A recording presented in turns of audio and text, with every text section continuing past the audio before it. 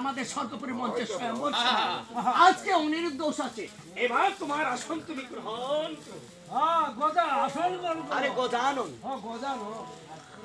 এখন এই স্বর্গপুরীর মঞ্চে আসছে লক্ষ্মী নারায়ণ।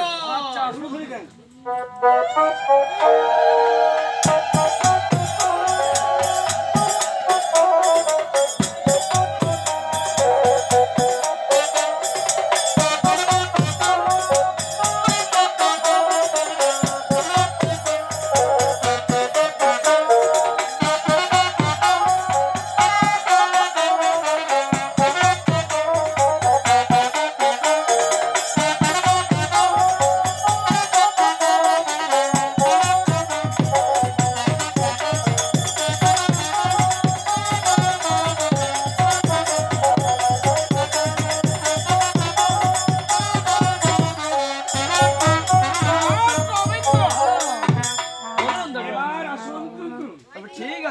এবার অনিরুদ্ধ আসতেছে আমাদের স্বর্গপুরীর মঞ্চে কীর্তন করতে 52 খুব ভালো। এই হো সাধু মণ্ডল চেতন থেকো।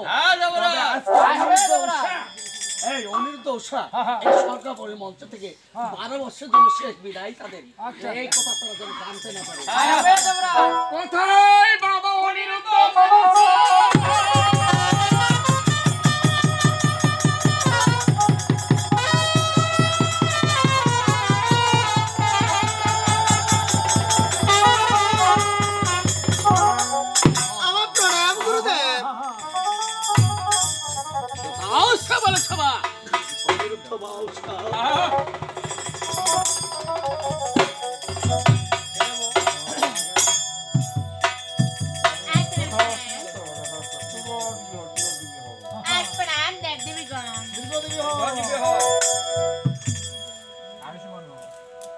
বাবা অনিরুদ্ধ। হ্যাঁ গুরুদেব। মা উষা তাই বলে গুরুদেব তোমাদেরকে নিয়ে আমি এক এক করে 12 বছর পূর্ণিমা থেকে একদিনে গুরুদেব এই স্বয়ম্বর সভা এই 12 বছর পরে একদিনে তোমরা এসেছিলে এই স্বর্গপুরী মঞ্চে। আবার 12 বছর পূর্ণ হতে চললো।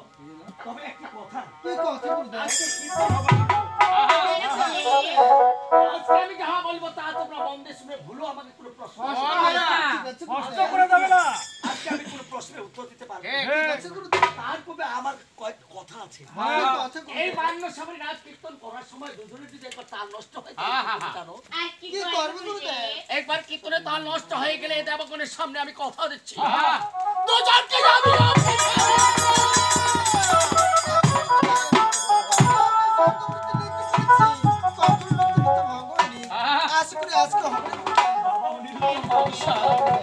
আমি চাই না তোমাদের কীর্তনটা নষ্ট হোক। আমি চাই না তোমাদেরকে অবশ্যই দেবে।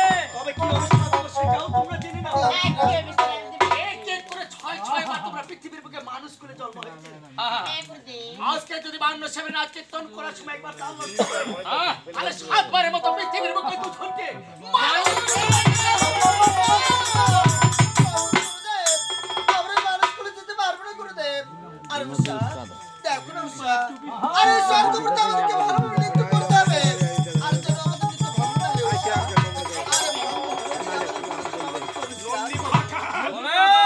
সকলেই তোমরা একজোটে দাও লক্ষ্মী নারায়ণের দিকে। আচ্ছা কারণ ভুল হয়ে যেতে পারে। চলো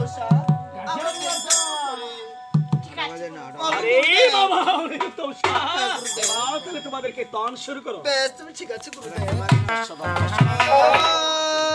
হরিয়া